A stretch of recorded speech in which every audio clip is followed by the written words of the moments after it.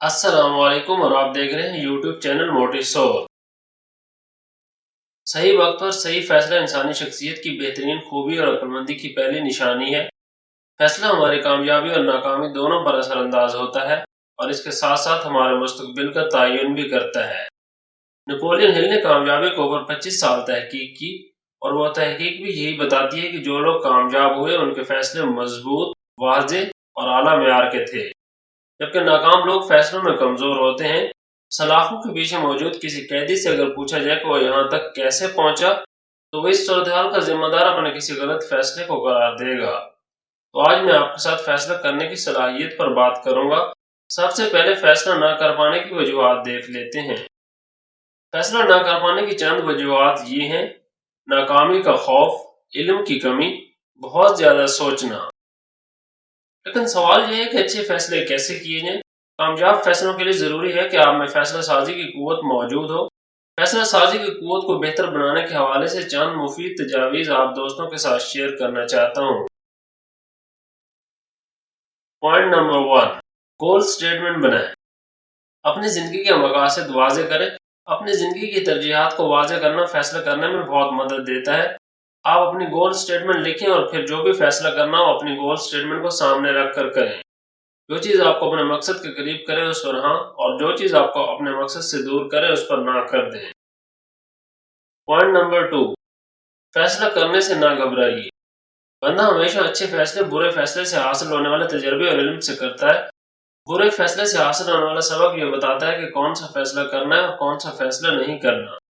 تو پھر اکثر فیصلے صحیح ہونے لگ پڑتے ہیں کیونکہ وہ فیصلے تجربے کی بنیاد پر ہوتے ہیں۔ دنیا میں کوئی انسان ایسا نہیں ہے جس کے سارے فیصلے ٹھیک ہوں۔ کوئی انسان کل کو نہیں جانتا، اللہ تعالیٰ ہی بہتر جانتا ہے، اور کل کو نہ جاننے کی وجہ سے کچھ فیصلے غلط ضرور ہوتے ہیں، لیکن اس کا قطعی مطلب یہ نہیں ہے کہ بندہ قدم ہی نہ اٹھائے اور کوئی فیصلہ ہی نہ کرے۔ پوائنٹ نمبر 3، مشورہ کریں۔ جب بھی کوئی اہم فیصلہ کرنا ہو تو کسی متعلقہ بندے سے مشورہ ضرور کریں، کیونکہ مشورہ کرنا سنت ہے۔ جب کسی سے مشورہ کیا جاتا ہے تو اس سے اس کی عقل بھی اس فیصلے میں شامل ہو جاتی ہے اور اس طرح فیصلے بہتر بھی ہو جاتے ہیں اور بندہ اپنے فیصلوں پر قائم بھی رہتا ہے۔ لیکن درست مشورہ بھی آپ اس وقت قبول کر پائیں گے جب آپ میں قوت فیصلہ کی صلاحیت موجود ہوگی۔ مشورہ اس شخص سے کریں جو آپ کی زندگی میں تجسس نہ رکھتا ہو، جو مال و دولت کی حیث سے پاک ہو اور اس فیلڈ کا ماہر یا کم از کم آپ سے ایک درجہ بہتر ہو۔ پوائنٹ نمبر 4، کنفیوز نہ ہو۔ جب کوئی فیصلہ کر لے تو پھر اس کو پایہ تکمیل تک پہنچائیں۔ ماضی کے غم بھلا دیجیے، مستقبل کے خدشوں کو نظر انداز کر دیں اور حال پر توجہ مرکوز کر لیں۔ اللہ پاک قرآن میں فرماتا ہے جب کوئی فیصلہ کر لو تو پھر اللہ پہ توکل کرو۔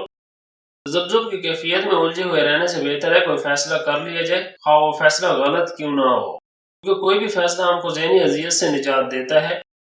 ماہرین نفسیات کے اس بات پر اتفاق ہے کہ جب تک انسان کسی بھی معاملے میں کوئی فیصلہ نہیں کر لیتا تب تک اس کا ذہن اندیشوں اور خدشات کی اماج گاہ بنا رہتا ہے، اور ان اندیشوں اور خدشوں کی بنا پر انسان اعصابی دباؤ کا سامنا کرتا ہے، اور اس کی وجہ سے جو ذہنی اذیت اس کو اٹھانی پڑتی ہے وہ کسی غلط فیصلے کی وجہ سے ہونے والی تکلیف سے کہیں زیادہ خطرناک اور تباہ کن ہوتی ہے۔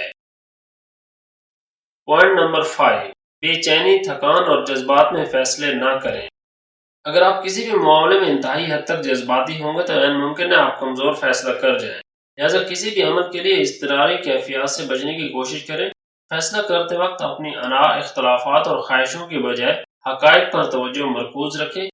بے چینی، ذہنی دباؤ یا پھر جذباتی کیفیات میں کیے گئے فیصلے مستقبل میں ناکامی کی صورت میں واپس پلٹنے پر مجبور کرتے ہیں۔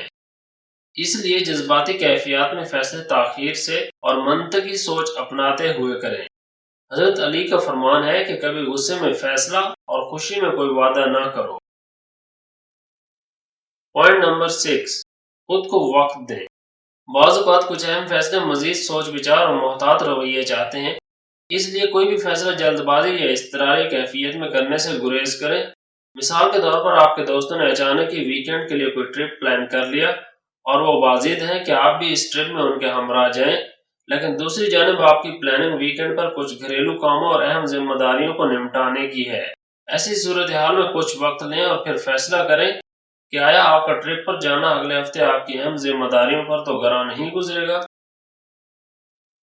پوائنٹ نمبر 7، اگر سمجھ نہ آئے تو آغاز کر دیں۔ بہت ساری چیزیں سفر کے دوران سمجھ آتی ہیں، جیسے سائیکل جب چل رہی ہوتی ہے تو اسے ڈائریکشن دینا آسان ہوتا ہے، ایسے ہی جب آپ آغاز کر دیں گے تو آپ کو سمجھ آنا شروع ہو جائے گا کہ آپ آگے کون سی ڈائریکشن میں جانا ہے۔ دوستوں، امید کرتا ہوں یہ ویڈیو آپ کو پسند آئی ہوگی۔ اسے اپنے دوستوں کے ساتھ شیئر ضرور کریں اور چینل کو بہتر کرنے کے لیے اپنی تجاویز نیچے کمنٹ کر کے ضرور بتائیں۔ بہت شکریہ۔